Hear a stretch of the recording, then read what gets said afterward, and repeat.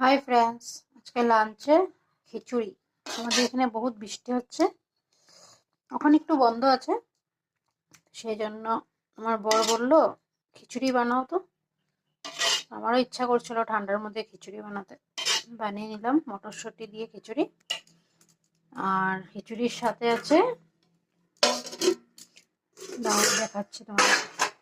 খিচুড়ির সাথে আছে লাউ পাতা দিয়েছিল মাসি আমার, লাউ পাতার বড়া বানিয়েছি।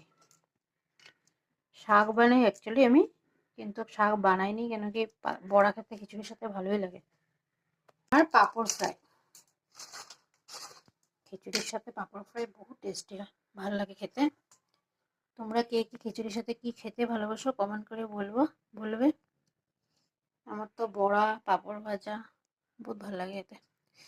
শুটকি লাড়াও ভালো লাগে, কিন্তু আজকে নিরামিষ মঙ্গলবার, সেই জন্য শুটকি লাড়া বানাইনি, মাছ ভাজা এসব। তো এটাই বানিয়েছি। কেমন লাগলো আমার লাঞ্চটা কমেন্ট করে বলবেন।